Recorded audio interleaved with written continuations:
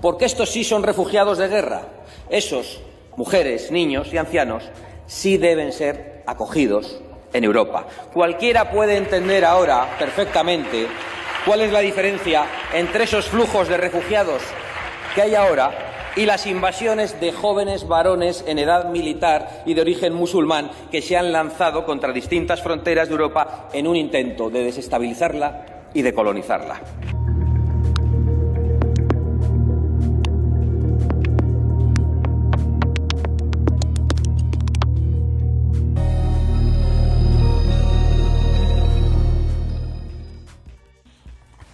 All right, guys, Fula coming to you with another video.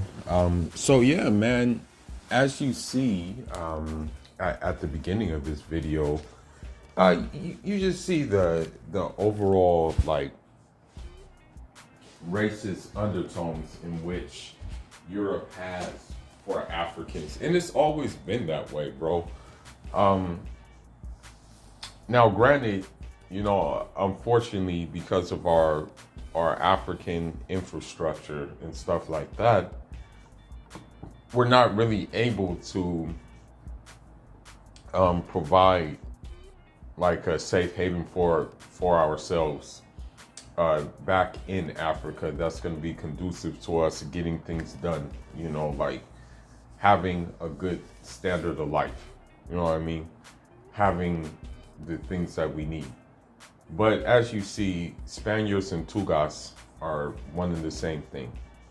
You know, dealing with a Spaniard, dealing with a Tugas is basically the same. Now with this video, you know, it's unfortunate, but you're not going to see this really on mainstream media, of course. You know, the reason why you're not going to see it is for the simple fact that, like, hey, you know, it doesn't have to do with black people, or it has to do with black people, I should say. And one thing that needs to be said too now is the simple fact that this is gonna compel the European Union to more or less be even more harsh on Russia as well. You know, the European Union already doesn't like Russia, and we know why it doesn't like Russia, but the European Union, of course, likes Ukraine for the simple fact that, you know, Ukraine wanted to join the European Union. Ukraine actually has a Nazi infused government.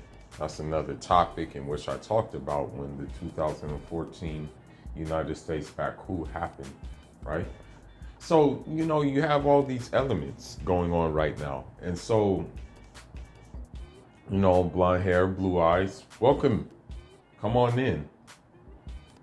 Dark skin, woolly hair, dark skin, smooth hair, stay the hell out. And you saw how racist it is, you know. And the sad thing is, you know, this is nothing new. I have family in Spain, and they tell me all the time that, you know, walking in Spain, that sometimes they're refused taxis. Sometimes they're looked at dirty and stuff like that. I mean, and it goes on, especially in the soccer world in Spain, where you'll have, for example, you have a Barcelona player by the name of Ansu Fati, very good player, you know, like a young player who, you know, just getting his bearings, barely learning how to learning how to play the professional game, like, you know, still learning, still growing, right? But, you know, you'll have people in the media say that it looks like he sells stuff on the beach, which is like a stereotype that Spanish people make, you know, for Africans and stuff like that. But, you know, this is a sad state of affairs that we have going on. But I didn't expect anything less, man. I really didn't expect anything less. It all comes back to us, though. You know, we have to like kind of take responsibility to like create a situation back home that's going to be good for us, so we won't have to leave.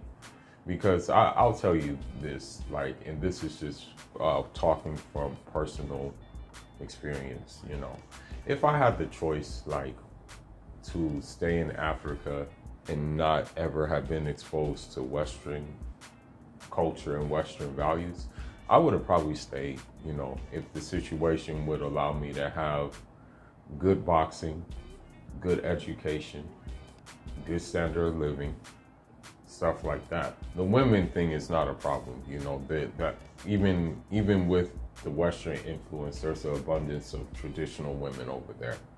You know, there's still abundance, you know. That's not a problem.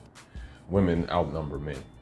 But yeah, I would have stayed, you know,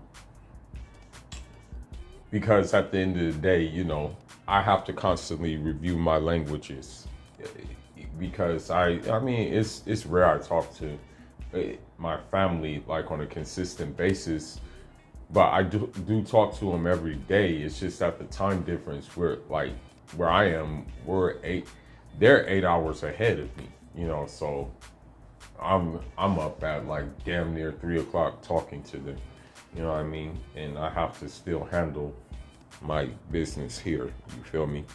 But anyhow, man, this is what it is. I know there's going to be some racist Europeans on my comment section who are going to comment, but their comments will be deleted.